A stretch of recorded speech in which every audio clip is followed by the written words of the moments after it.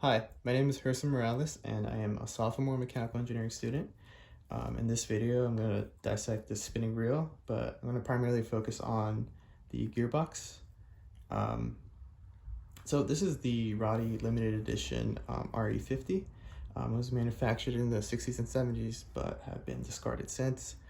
It has been in my garage probably my whole life, and the origin is unknown. They're very hard to find, but there was one on eBay for like less than $20. So yeah, a quick overview. So there's a lot of different mechanisms. So we have like the bail, which helps you when you're casting, the drag adjustment knob, which adjusts the drag and friction on the spool as it rotates. Then we have the anti-reverse, which only lets you rotate in one direction. And then we have the actual handle. In this video, we're going to focus on the handle mechanism and the gearbox mechanism and the two movements, the two motions it creates. So as you spin the handle, you see that the spool moves up and down, and the rotor spins around the spool. So yeah, so getting started, we're gonna take off this handle first. So just a simple screw on the back side here.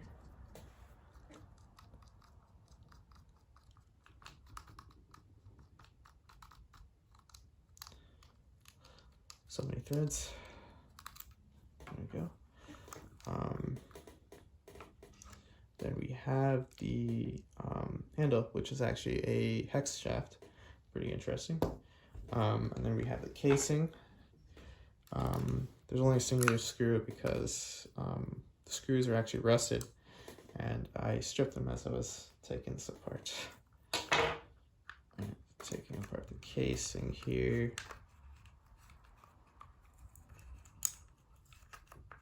If I can. All right.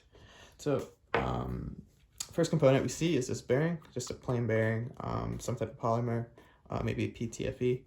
And this houses around the shaft, but also fits nice and light press fit here, nice and snug. And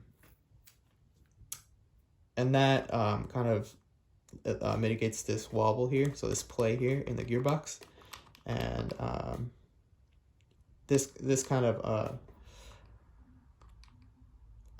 lessens the load transfer that's actually going on from your handle into the gearbox. So bearings actually has a pretty important role in this system. So we're taking out this shaft, and we see it's actually a compound gear. We have a helical bevel gear and a spur gear. We're going to look at the bevel gear first. So we see that the bevel gear actually meshes with another bevel gear here, and that basically creates the anti-reverse switch. Actually spins the rotor about the spool. This has a gear ratio of 5.5 to 1, and this is actually on the casing right there, which is really fast. And as you can see, as I was spinning the handle, it spins very fast.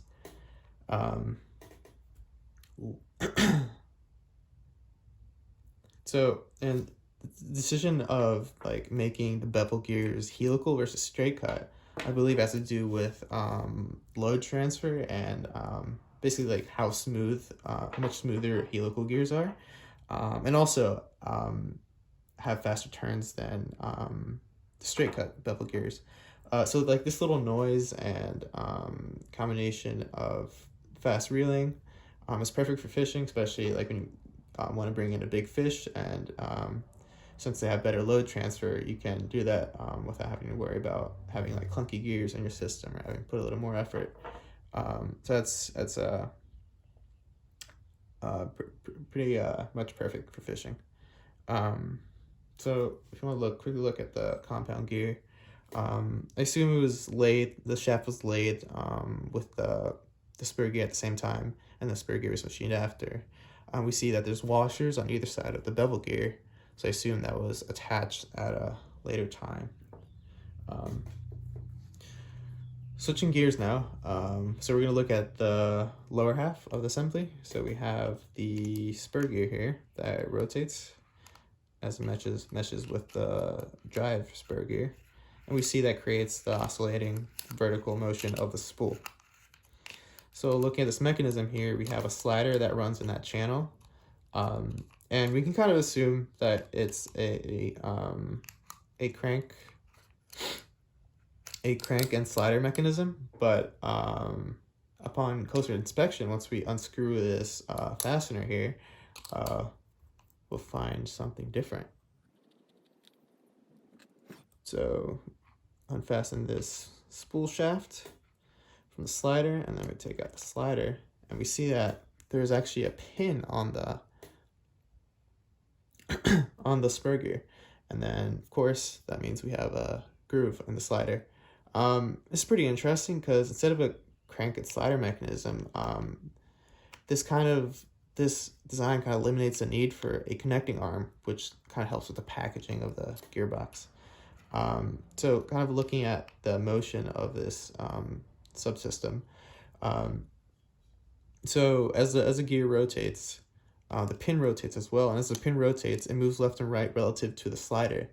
And as it does that, it also rides the groove, which, if you look at it again, has a kind of like a rising wave pattern. So the vertical motion of the slider is actually caused by both the groove and the spinning motion of the gear, in turn the pin.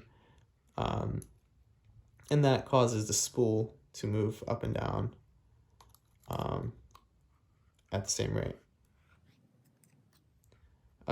So another neat thing about the slider is that it kind of has like a numbering on each side. It has a number 1 and number 2, and in the middle part, which seems to be like a custom part, as you can see, it has to fit that bore. Kind of connects the two. So I assume the two parts were made individually, and then this middle part was made. And then lastly, of course, the groove. That's pretty cool. And then, and overall, I really enjoyed the packaging of the entire thing, but this was really neat, how the spool shaft actually goes inside the bevel gear. I think that's really interesting, how they did that, and it worked due to there being a lot of grease in this system, and that's kind of I guess that kind of makes sense, given that so many moving parts in such a small space. So looking at the load transfer path, we see that as we rotate the handle, the shaft spins, which has the compound gear. And the compound gear is then splits power between the bevel and spur gear, which power both motions of moving the spool up and down and spinning the rotor. In terms of safety, factors that the designers and engineers probably considered are the moving parts of this spinning reel. Not only the spool, but also probably more importantly the rotor, especially since it spins so fast. But neat thing is that if you kind of feel around here, like there's like no like sharp points at all. Like there's like fillets and even like a counter bore for the screw. So like even this casing here, like there's nothing here. So it's really neat, and it makes sense. It's a very practical approach, but it's very cool to see how like they took extra care into that. And overall, I think this is an example of good engineering design, especially like in terms of packaging. And although it's a pretty simple mechanism, I think it's pretty cool. Thank you for watching.